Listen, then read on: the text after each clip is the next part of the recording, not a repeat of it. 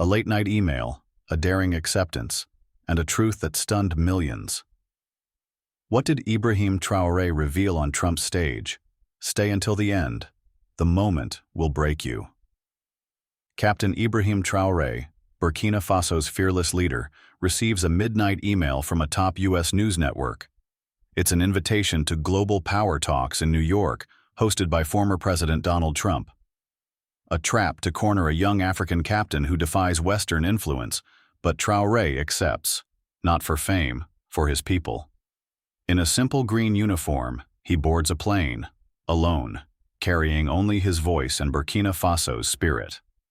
Backstage, producers smirk, whispering, "He won't last 5 minutes."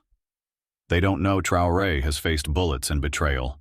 Words won't faze him. Studio lights blaze. The red on-air light blinks. Trump strides out, golden hair gleaming, waving to a roaring crowd. Then the camera pans to Traoré. Calm, hands folded, face unreadable. Silence greets him, chilling against Trump's fanfare. Trump leans in, grinning. "Captain Burkina Faso, huh? Didn't know where that was till last year. Got electricity there?" Scattered chuckles. Traoré's eyes don't waver. "We don't export insults," he says, voice steady. "We export courage. I hope America learns what it can't teach." The room freezes, Trump's brow lifts, the control room panics. Traoré's words land like thunder. Trump recovers, smirking. "You're confident like me, but kicking out French troops, rejecting aid? You're dragging your country backward." Traoré tilts his head. "We're not dragging. We're climbing out of chains your friends forgot to remove." Gasps ripple. "Feeding our children with our hands, telling our people they don't need to beg. That's not rebellion, it's freedom." Trump stiffens, the crowd hushed. Traoré faces the camera. "You invited me to talk, Mr. Trump, not about our past, but why you never expect leaders like me to last." A whisper in the audience. He's fearless. In Burkina Faso, Awa, a mother who lost her soldier son in 2019, watches by candlelight, eyes fixed on Traoré. Her heart stirs. He speaks for her pain. Trump presses, voice sharp. "What gives you the right to reject global powers? Are you even ready to lead?" Traoré's smile is heavy, knowing. "I've buried 23 men with my hands, written letters to mothers like Awa, stood by coffins asking if we're truly free." Awa touches the screen, whispering, "He remembers." The studio softens, Trump's words faltering. Millions see not a debate, but a leader healing wounds. Trump shifts gears, mocking, "Your economy's smaller than Apple's revenue." Weak laughs fade as Traoré stands, deliberate, pointing to the crowd. "You measure power in numbers. I measure it in scars, graves, a child's first flashlight because we stopped paying France for our gold." The audience stills, a woman covering her mouth. Traoré's voice rises. Burkina Faso is done whispering. In a village, Zibo, a boy, clutches a new solar lamp, his grandmother weeping as Traoré's radioed words echo. "No child deserves darkness." Trump spots a scar under Traoré's collar, sneering. "That scar your victim card?" Traoré's gaze drops, then lifts, soft but searing. "Not from war, from silence. At 17, beaten by foreign officers in my land for daring to question. I cry now for boys trained to obey, not lead." The room tenses, a young woman whispering, "God." Traoré continues. 3 years ago, I faced a concrete room, no food, just a letter demanding I accept foreign surveillance. I tore it, chose hunger, exile, shame. Because shame fades, but betraying your people doesn't.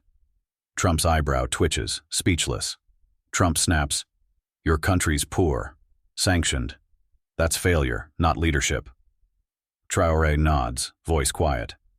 "In Kaya's flood, a man gave me his dead wife's ring to rebuild a school. I wear it here." He touches his chest. "Not for wealth, but hope." The audience freezes, his voice cracking. "Our people give everything for tomorrow."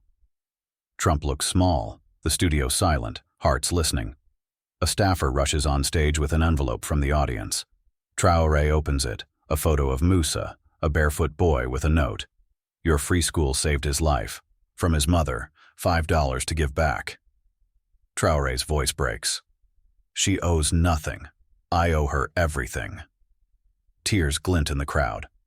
A journalist asks, voice shaky, "What made you this way?" Traoré pauses. At 10, my mother sold her earrings for my holy shoes.